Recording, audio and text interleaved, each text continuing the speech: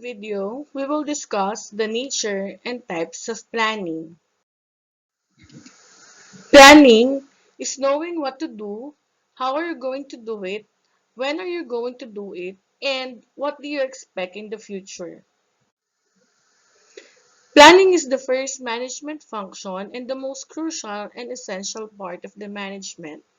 It is a process that involves the setting of organization's goals, establishing strategies for accomplishing those goals, and developing plans of action or means that managers intend to use to achieve organizational goals. But what are the reasons why we need to plan or why do we need planning? First, it provides direction to all the organization's human resources, both the managers as well as employees. Second, planning reduces uncertainties. It is important because it reduces uncertainties and it compels managers to consider future events that might affect their company. Next, it minimizes waste and redundancy. Minimizing of waste will result if there is proper coordination of activities to planning. And then last, we set standards to facilitate control. Establishing goals and standards during planning may be used for controlling, which is the another necessary managerial function. Now, what is the nature of planning?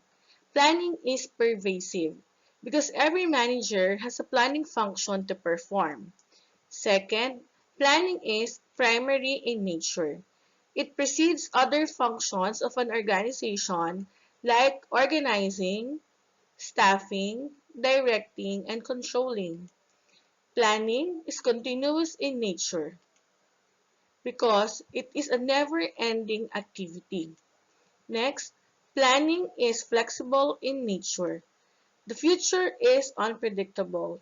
Thus, planning must provide enough room to cope with the changes in the global market. Planning is goal-oriented. It provides guidelines for attaining goals, and planning is also an integrated process. It integrates the plans and actions of a manager. Planning is forward-looking. Without planning, business becomes random in nature. Next, planning is an intellectual process. It involves brain activity. Planning is also a factual process. A process is based on some predictions and past experiences. Next, planning is effective and efficient process. It involves efficient use of resources and of the united, well-coordinated efforts of motivated workforce. Organizational plans can be generally described in terms of comprehensiveness, the time frame or the length of time covered, specificity, and the frequency of use. Managers may face many planning challenges as they carry out their tasks and handle the affairs of the company. In some organizations, the planning environment is stable, but in others, it is complex because various types of strategies are structured to meet organizational needs. Now, let's discuss the types of planning according to comprehensiveness or based on the completeness of planning coverage. Strategic plans are plans that establish the organization's overall goals and apply to the entire firm. They are broad in scope and the responsibility of the CEO, president, and general manager of the company. It covers a long period of time. While operational plans are plans that apply to a particular unit, area, or department only. These plans or the scope of this plan is narrow and the achievement of company goals may not be achieved if operational plans are not clear. It covers a short period of time. Next type of planning is according to time frame. It is based on the duration of achieving the goal. We have the long-term plans, which are the plans that go beyond 3 years, and the short-term plans that these are plans that cover 1 year or less. Next, the type of planning according to specificity. Okay? This is based on range of defining. Specificity refers to very detailed, clearly defined plans wherein the objectives are clearly stated and could easily be understood. We have the specific plans and directional plans. When we say specific plans, these are plans that are clearly stated, which have no room for misinterpretation. Language use must be very understandable.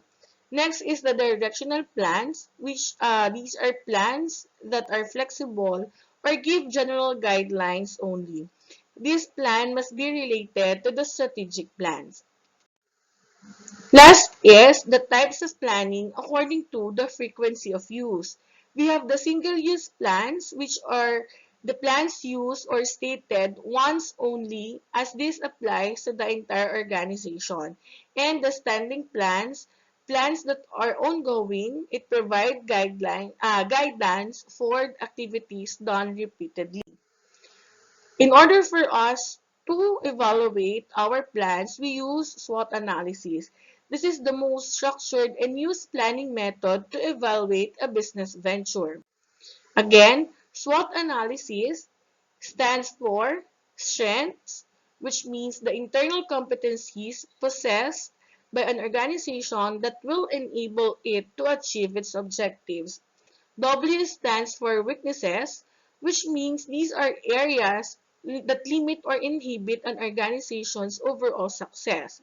O for opportunities, which are the economic, sociocultural, political, technological, demographic, and industrial trends and events that could significantly benefit an organization in the future, while threats are potentially harmful to an organization's present and future competitive position.